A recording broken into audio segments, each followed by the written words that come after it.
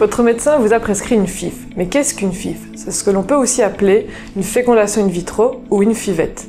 Ce traitement correspond à la mise en fécondation au sein du laboratoire d'un œfocyte, qui est donc un petit œuf, avec le sperme de son partenaire ou à l'aide d'un don de sperme. Durant tout votre parcours en PMA, n'oubliez pas de prendre vos vitamines. Pour pouvoir réaliser une fécondation in vitro, il y a d'abord une stimulation hormonale. Le but est de pouvoir avoir plusieurs follicules qui se développent et donc de pouvoir récolter plusieurs ovocytes que l'on pourra mettre en fécondation. Cette stimulation hormonale permet d'augmenter les chances de succès puisqu'on pourra avoir, du moins on l'espère, plusieurs embryons à l'issue d'un seul traitement. Suite à cette stimulation hormonale, vos ovaires auront augmenté de volume. Par conséquent, vous pouvez ressentir un ballonnement. C'est normal et vous ne devez pas vous inquiéter.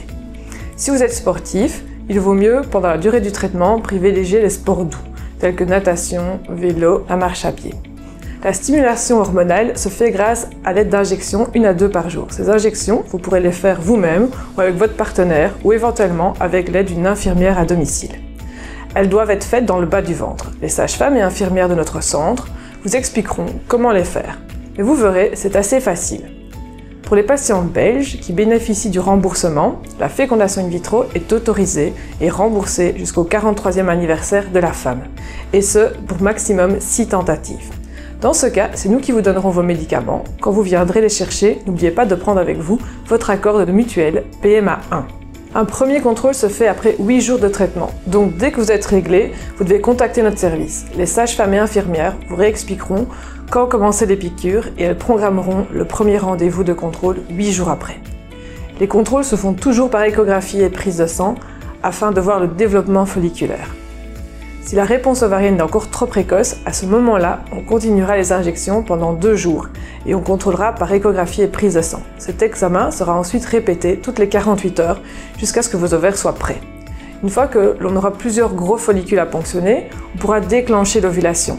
Le déclenchement se réalise grâce à une injection qui doit être faite dans un timing très précis, qu'il faudra obligatoirement respecter car la ponction doit être faite 36 heures après celle-ci. Pour la ponction, vous devez venir à jeun.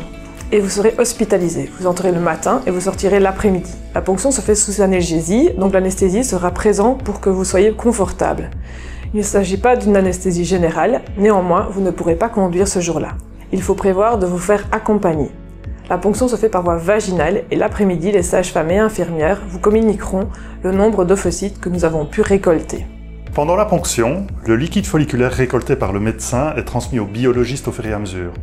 Et nous allons alors verser ce liquide dans une boîte et rechercher les ovocytes sous microscope. Ces ovocytes vont être mis dans un milieu de culture jusqu'à l'étape suivante. En fonction de la qualité du sperme, la méthode de fécondation sera différente. Si le sperme est de bonne qualité, on laisse la fécondation se faire spontanément. Cela s'appelle de la fécondation in vitro classique.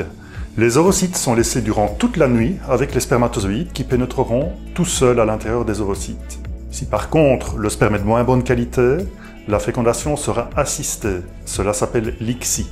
Là, c'est le biologiste qui, à l'aide d'un microscope perfectionné, va sélectionner le spermatozoïde mobile et avec une bonne qualité morphologique et l'injecter dans l'ovocyte. Cette mise en fécondation sera réalisée le jour même. Votre partenaire devra donc apporter son échantillon de sperme le jour de la ponction. Si vous avez recours à un donneur, vous aurez dû au préalable réserver par mail la paillette de sperme avant de commencer le traitement. Le donneur anonyme sera bien entendu sélectionné selon vos critères morphologiques ou ceux de votre partenaire. Dans tous les cas, il vous faut venir à l'accueil de sperme avec toutes vos pièces d'identité le jour de la ponction. La culture des ovocytes et des embryons se fait dans des incubateurs qui permettent de recréer des conditions similaires à celles de votre trompe et de votre utérus. Le lendemain de la ponction, au matin, le biologiste contrôle la fécondation des ovocytes. Il donne l'information aux infirmières qui pourront ensuite vous la transmettre lorsque vous leur téléphonerez. À ce moment-là, il vous faudra commencer un traitement par voie orale pour soutenir la future implantation de l'embryon. Mais par contre, il n'y aura plus d'injection. En fonction du nombre d'ovocytes fécondés, la culture embryonnaire va durer plus ou moins longtemps. Si un seul ou 2 ovocytes ont été fécondés, le transfert aura généralement lieu le jour 2 ou 3 après la ponction. Par contre, si le nombre d'ovocytes fécondés est plus important, la culture est souvent prolongée jusqu'au jour 5 et 6 après la ponction. Cela permet une meilleure sélection de l'embryon, ayant le plus de chances de donner une grossesse. Le transfert aura lieu alors à jour 5. Les embryons non transférés et de bonne qualité sont congelés. Pour le transfert, il n'y a pas besoin d'hospitalisation. C'est comme une simple visite gynécologique où nous remettons l'embryon à l'aide d'un FA cathéter. Ce n'est pas douloureux. Il vous faudra venir avec vos pièces d'identité également ce jour-là. Avant de partir, l'infirmière ou la sage-femme vous donnera la date de la prise de sang pour le test de grossesse. Celui-ci aura lieu 2 semaines après le transfert.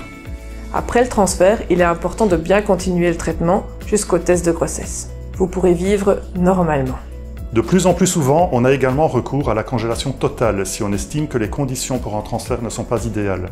Par exemple, si 15 oocytes ou plus ont été récoltés, ou si les paramètres de votre endomètre sont défavorables. La congélation des embryons se fait par vitrification. C'est une technique qui est maîtrisée et qui permet de récupérer plus de 95% des embryons congelés. Les embryons décongelés par la suite peuvent être transférés dans le cadre d'un traitement beaucoup plus léger que celui que vous aurez dû suivre pour la ponction. Tout au long de votre traitement, nous sommes disponibles pour vous accompagner et pour répondre à vos questions. Durant tout votre parcours de PMA, nos psychologues sont là, à votre disposition pour vous écouter et vous soutenir dans ce processus.